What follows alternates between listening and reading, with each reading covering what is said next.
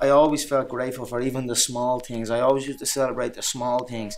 Now I might be celebrating the bigger things, but I always celebrate every little good thing that would happen to me in my life, even before I had any kind of money or any of that.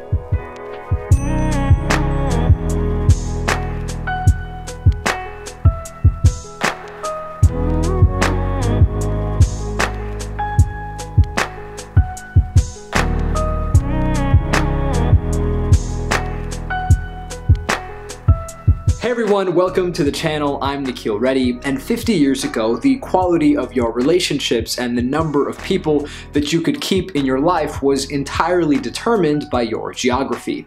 Back then, proximity was a major determinant of your relationships. You weren't quite doomed when you were oceans apart, but nonetheless you had to settle for exchanging lengthy letters that, while heartfelt and thoughtful, only arrived after several weeks or months. Unless there was a promise of an eventual return, it was all too easy to relegate a specific person to the periphery of your life, or to allow communication, at the very worst, to fizzle out completely.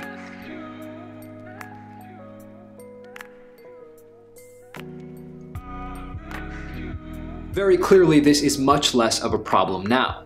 Previously, letters that obeyed the rules of composition, well-formed sentences, neat handwriting, and careful structure have been remixed into concise, real-time messages. As soon as you press enter on an email or chat message, it appears with hardly any delay on someone else's screen.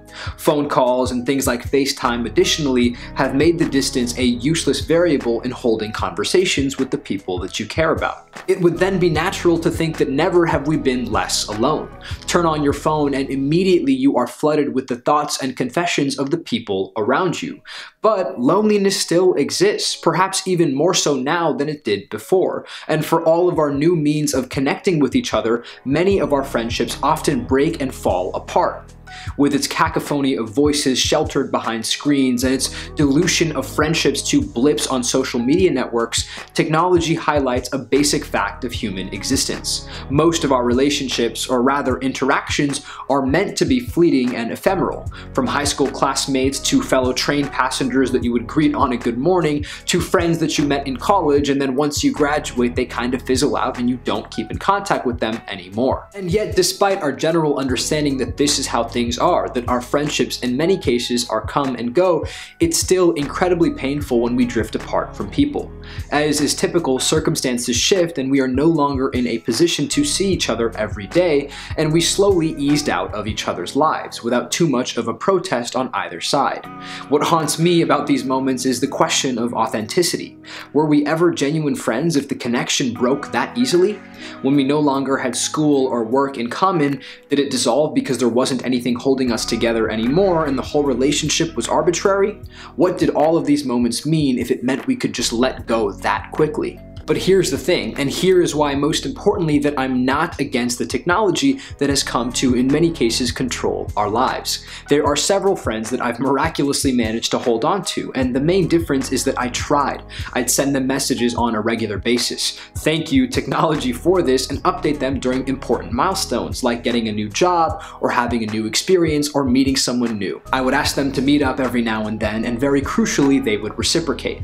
They'd listen and give a genuine response, talk about their own lives, and share back a tiny piece of themselves. Sure, you can hit it off with someone new and in a couple of months you can become great friends, but it will never match the organic depth of connection that you have with someone who's seen you at your best and at your worst during different parts of your life.